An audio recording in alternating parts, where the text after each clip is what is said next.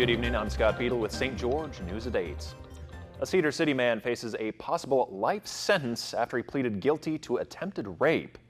28-year-old Leonel Morales was sentenced to 3 years to life for attempting to sexually assault an unconscious woman last October.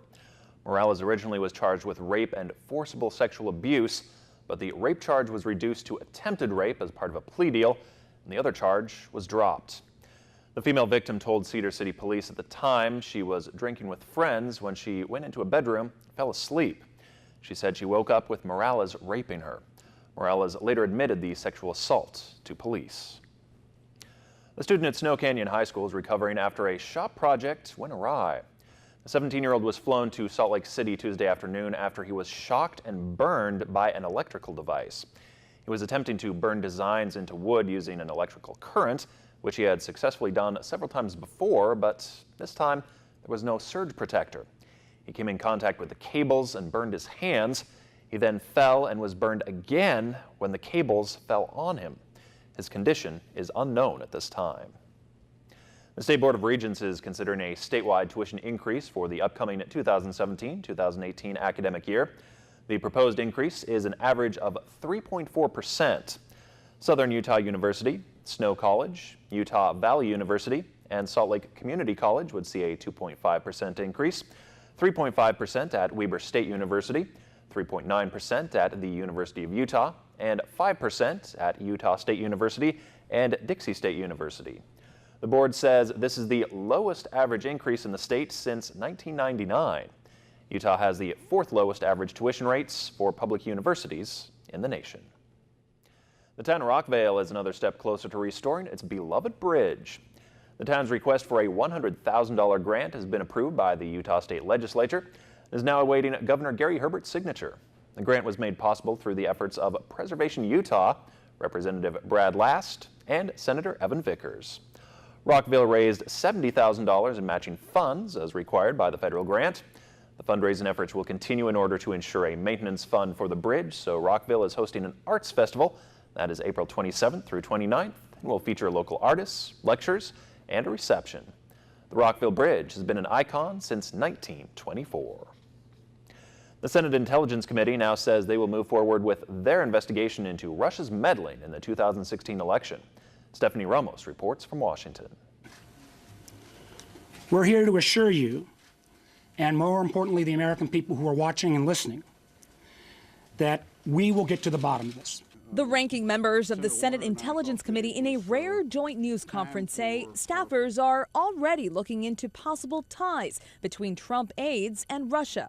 They also say they've asked to interview 20 people, including Ivanka Trump's husband and President Trump's advisor, Jared Kushner. We take that very seriously. It's not something that can be done quickly. On the House side, meetings are on hold, hearings postponed, and Chairman of the House Intelligence Committee, Devin Nunes, is not budging, refusing to recuse himself from the investigation after that secret meeting on White House grounds. Today, White House spokesman Sean Spicer says the administration has no authority over how the House committee conducts itself. There is nothing that I see that is problematic in him conducting an investigation that we asked both the House and Senate Intelligence Committees. But who let Nunes on the White House grounds? That's still unknown. I don't have anything for you on that at this time. Spicer also says there seems to be a fascination with the process of how Nunes obtained his information. It's how did he get here? What door did he enter?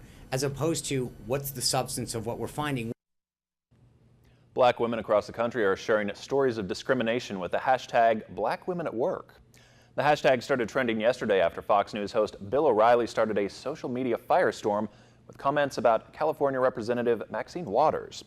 This was followed by White House Press Secretary Sean Spicer touching a nerve when taking a question from African-American journalist April Ryan.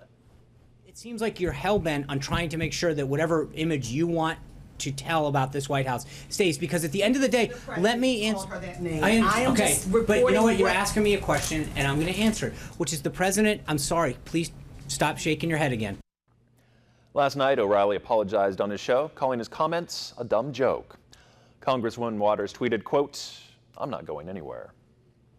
Chief Meteorologist Chris Summers has your Southern Utah forecast right after this.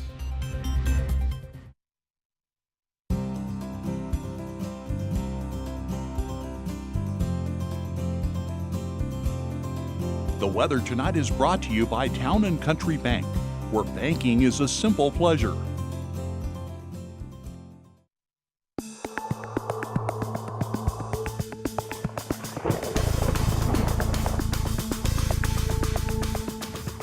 Welcome back, everyone. A good Wednesday evening, too. Do have some clouds making their way into our area as we get into our Thursday. Also, very windy conditions could be across our region, too. And may see some rain move in as we get into the afternoon hours. Some isolated showers or thunderstorms here in southern Utah. Now, as we get into overnight tomorrow night and into on Friday, some colder temperatures make their way back into our area. And with those colder temperatures, some of the higher elevations could see a little snowfall. Could be looking at some snow around Cedar City. Something to keep an eye on definitely overnight tomorrow night and into the day on our Friday. Partly sunny skies otherwise across much of southern Utah. Breezy conditions continue Friday with still a few more scattered showers. Weekend right now looking pretty warm. Should get back into the low 70s with lots of sunshine by Saturday and Sunday. So taking a look at our surface map, then a cold front is going to make its way through our area here for your Thursday. Again, seeing a lot of shower activity around much of the region as temperatures still should be pretty warm across much of the area, but also very windy as the windy conditions will pick up. But you can see to our north, up in parts of northern parts of Nevada, maybe a little mixing of precipitation. That's indicating some of the colder temperatures that are going to filter back into our area. Now here in St. George, we'll probably see temperatures drop back into the 50s for highs on Friday. But again, the higher elevations could be seeing temperatures into the 30s.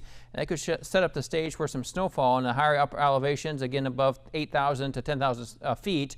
Could see several inches of a snowfall as you get to Friday afternoon. So something to keep an eye on here the next 24 hours. But as we get into your Thursday, Cedar City, just going to see mainly showers move in. Again, as temperatures will stay warm enough through much of the day on Thursday. 56 degrees by noon, mostly cloudy skies. Showers come in the afternoon, but those winds will pick up too.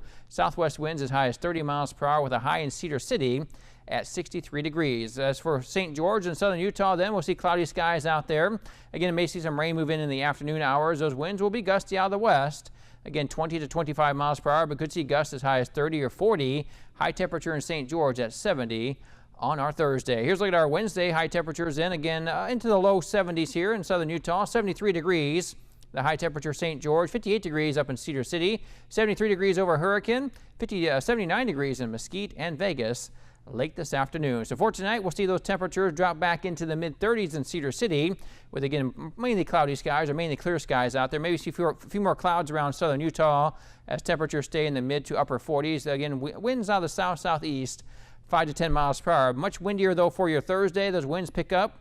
We could see some rain around, too. Again, some showers possible. 63 to high Cedar City, 70 degrees to high St. George, 77 in Mesquite. Cedar City, then your 7-day forecast. There's that chance for some snow making its way with much colder temperatures back in on Friday, too, as temperatures drop back into the 40s, back into the mid to upper 50s, though, for the weekend, and even warmer by next week. Could see temperatures into the mid 60s by late next week. Here's a look at our Cedar City, or at your St. George forecast, I should say.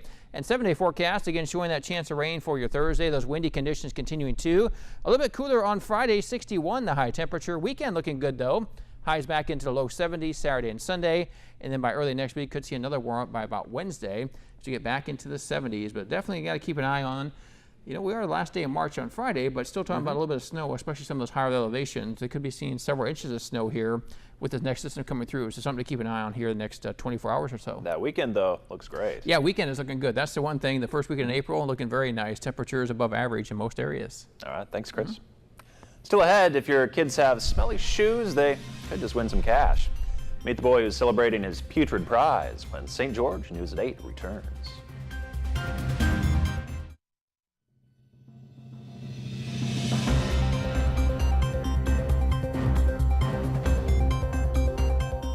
Seven contestants from around the U.S. put their best and smelliest feet forward at the Odor Eaters 42nd National Rotten Sneaker Contest in New York.